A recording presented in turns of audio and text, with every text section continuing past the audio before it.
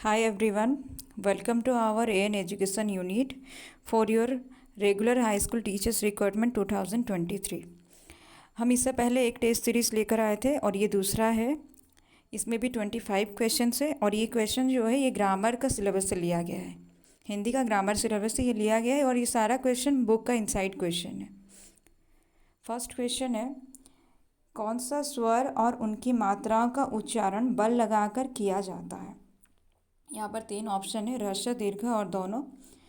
तो कौन सा स्वर और उनकी मात्रा का उच्चारण बल लगाकर किया जाता है। बल लगाकर किया जाता है मतलब ज़्यादा समय लगता है, यानी कि दीर्घ स्वर।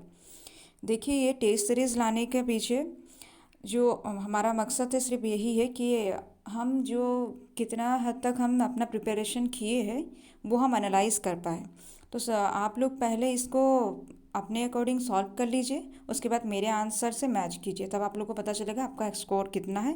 और कमेंट के थ्रू बताइए कि आप लोग का 25 से कितना मार्क्स आया है। तो फर्स्ट क्वेश्चन जो था, कौन सा स्वर और उनकी मात्राओं का उच्चारण बल लगाकर किया जाता है, इसका आंसर होगा दीर्घ स्वर, यानी कि क्वेश्चन नंबर 1 का आंसर है बी। क्वेश्चन नंबर 2 है, हिंदी में री का उच्चारण होता है, मतलब री का उच्चारण कैसे होता है।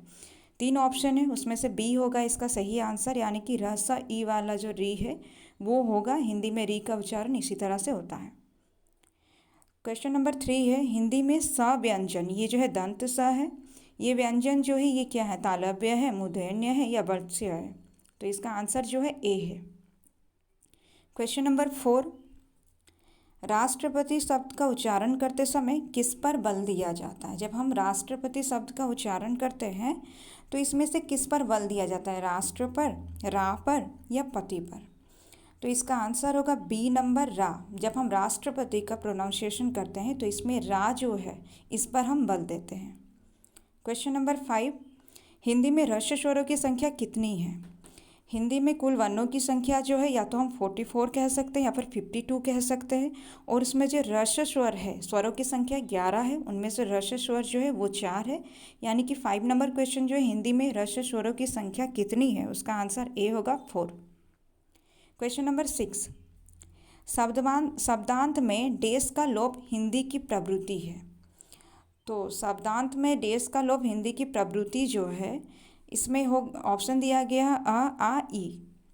तो इसमें आ होगा। जब हम शब्द का प्रोनाउंसिएशन करते हैं, उच्चारण करते हैं, तो हम उसमें क्या करते हैं, ओ का लोप करते हैं। सिर्फ प्रोनाउंसिएशन के समय, लिखते वक्त सही लिखते हैं। जैसे कि कमल, ये एक शब्द हम जब बोलते हैं हमारा प्रोनाउंसिएशन इस तरह से होता है जैसे कि म में हलंत लगा हुआ है, आ नहीं है। आ स्वर जो है अंत में म में नहीं लगा हुआ है, इस तरह से हम प्रोनाउंसिएशन करते हैं।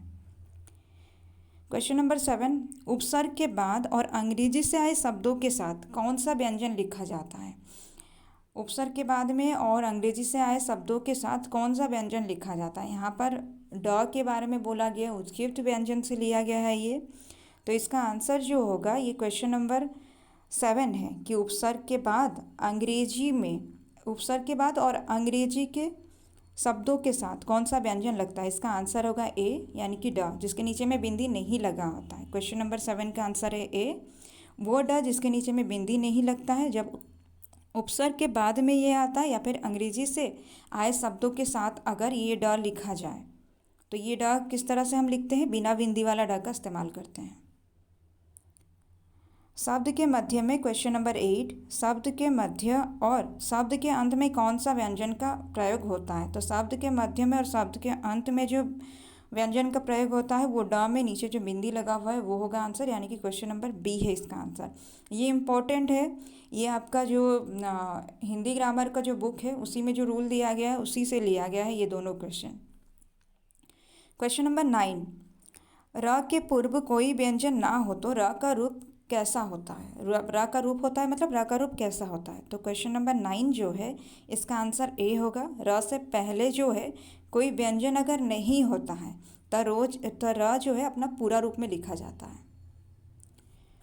क्वेश्चन नंबर 10, क्रिया के साथ वाला प्रत्यय कैसे लिखा जाता है। अगर क्रिया शब्द है तो वहाँ पर जो वाला प्रत्यय होगा वो अलग करके लिखा जाता है, जैसे कि चलने वाला, दौड़ने वाला, यहाँ पर क्या होगा, चलने वाला जो हुआ वाला अलग लिखा होगा, चलने शब्द अलग लिखा होगा। लेकिन वहीं पर अगर ये संज्ञा शब्द के साथ वाला अगर लगा हो, जैसे पान वाला, वो साथ में लिखा होता है। लेकिन क्रिया शब्द के साथ अगर वाला प्रत्यय जोड़ा जाए तो वो क्या होगा, अलग लिखा जाएगा। 10 नंबर क्वेश्चन का आंसर होगा बी।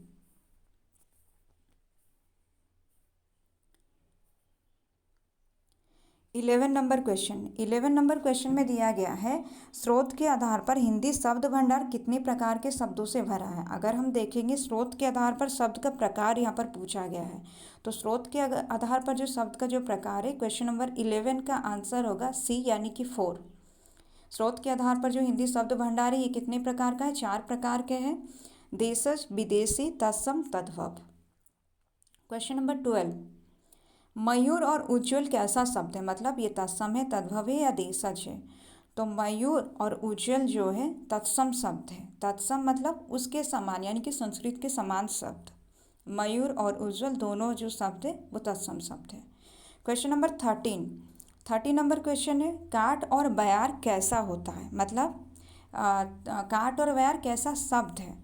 तो काट और व्यार जो है ये 13 नंबर का आंसर होगा तद्भव, यानी कि उससे उद्भव, उससे सृष्टि, संस्कृत से बना हुआ जो शब्द होता है वो तद्भव होता है। और वो काट और व्यार यहाँ पर दिया गया है, काट और व्यार जो है ये तद्भव शब्द है। क्वेश्चन नंबर 14, अदालत, आफत और काबू, अरबी शब्द को अलग करें। मतलब ये 3 शब्द दिया गया है, इसमें से अरबी शब्द को अलग करना है। तो ये जो अदालत शब्द जो है ये अरबी शब्द है। 14 नंबर का आंसर होगा ए। 15 नंबर क्वेश्चन, पुर्तगाली शब्द है। तो 50 नंबर में कुछ, पपीता, गलीचा, ये 3 शब्द है, उसमें से एक जो पुर्तगाली है वो बताना है। क्वेश्चन नंबर बी होगा, 15 का बी होगा आंसर। पपीता जो है पुर्तगाली शब्द है। 16 नंबर क्वेश्चन, जड़ शब्द का अर्थ है। जड़ शब्द जो है इसके लिए 3 यहाँ पर दिया गया है ऑप्शन, मूर्ख, ब्रह्म और वंश।